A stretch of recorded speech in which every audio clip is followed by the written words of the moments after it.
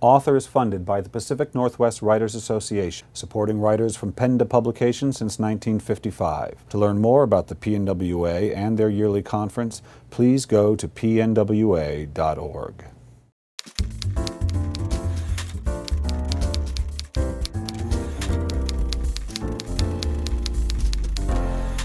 Hi, this is Bill Kenower of Author Magazine, and I'm here at Third Place Books in Lake Forest Park with Deborah Michel, author of Prosper in Love. Debbie, welcome to Author. Thank you. So Debbie, I know Prosper in Love is your debut novel, but by no means your debut writing project. You've been at this writing game for a little while, but in periodicals. Is that right? Yes. Yeah, I was a magazine writer for years, going back and forth between being on staff as an editor and writer and then freelancing, and I kind of went back and forth between the two. Oh, so you were an editor also. I was. Now that must have been very helpful. I would think that would be helpful as a writer to have that experience of overseeing others so that your relationship to your writer when you became, say, a fiction writer would help you mature as in your relationship to the editor to be that you're going to meet. Absolutely. Someone recently asked me, someone who knew I was a magazine writer, and asked me how the magazine writing, the nonfiction writing, informed my fiction, and my answer was that the writing didn't. It was the editing. Oh. The editing, definitely. Because having to think about someone else's work and what it's missing and what it's lacking, Yeah. got you thinking in a different way as a writer? Yeah, sort of reading it with an editor's eye versus the writer. You know, almost like putting on a different hat.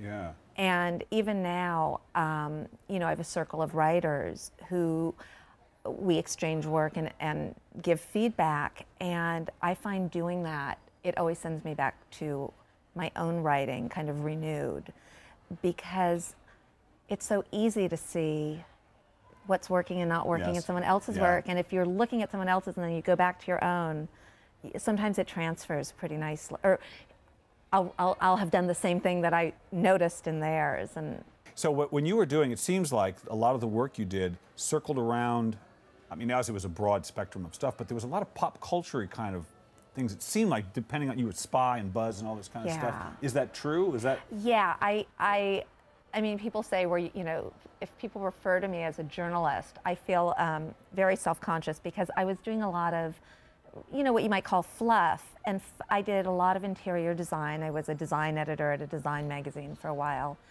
and I was a nightlife columnist. That was my first job in New York. And Prosper in Love has a feel of nightlife and sort of socializing and being out and about in public to it. So something that you learned there transferred over, it feels like. Well, I think I've always, I don't know why, just naturally been interested in issues of social nuance and hierarchy. You know, how circles within circles and how people fit in socially and how they perceive each other and their own, you know, most of us are insecure about our place in the world. Yeah. Yeah, and that always interests me, that kind of jockeying. Because no matter where you are on whatever ladder you perceive, there's always somebody above you, theoretically, whatever that is. It's all illusion, of course. And so it doesn't matter how high up you are, how wealthy you are. The insecurity can be there. Well, you can lose it all. There's a book out, I can't remember what it's called, unfortunately, a book on happiness out. And apparently, the key to being happy is to have as much as your neighbors, as those around you, but a little bit more. Yeah. Are you serious? And what will make you most unhappy is to be kind of on a par with your neighbors, but have a little bit less. I know. Well, I'll tell you, so I live in Silicon Valley now. Oh, okay. And I know people who have $100 million and they are so unhappy because they're running with the crowd that has 100. Yes, exactly. And you know, as a normal person, you look at that and you think, how can you be unhappy?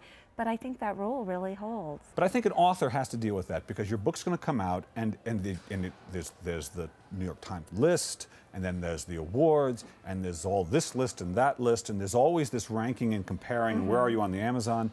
And you could get lost swimming in all the comparison of your book and yourself, and what do your reviews say against the other reviews? It sounds corny, but I think what I found in writing Prosper in Love is that I was happy with it because I felt like I'd written the book that I wanted to write. I got, you know, of course you want success and you want readers, but mainly I think you want readers because you want people to like and respond to what you've written. But I ultimately felt very satisfied because I felt like what was in my head over, you know, over many, many tries, I got it down on paper. Right. And yeah, so at the end of the day, you try to divorce yourself from everything that comes out after publication because you can only control so many things, you know? All I could control was what words I got on the page. Was novel writing always in the plan? Were you one of these college students who said, well, I want to write a novel, but I'll be a journalist first? Or did the idea of a novel bubble through your journalism career until finally it was time to go?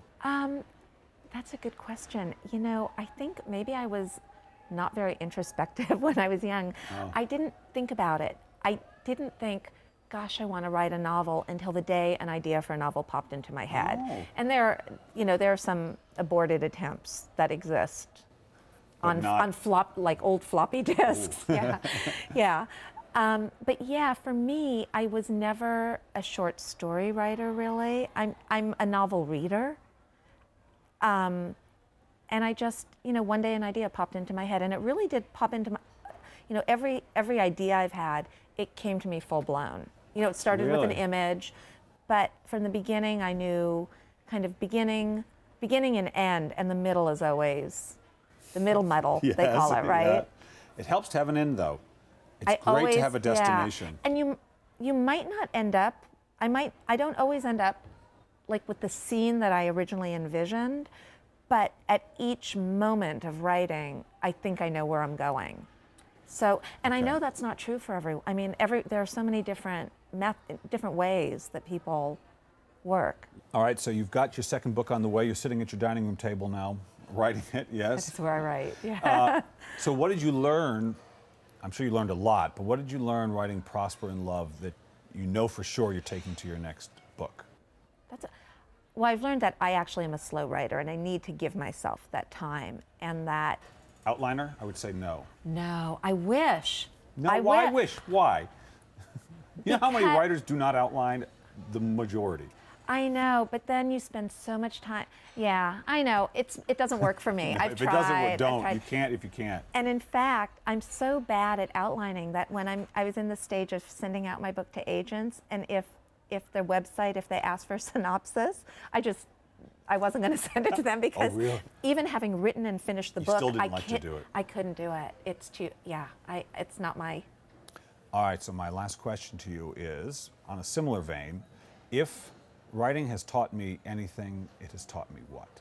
If writing has taught me anything, it's to persevere with everything. It's really about having a vision and believing in it and not settling until you capture it.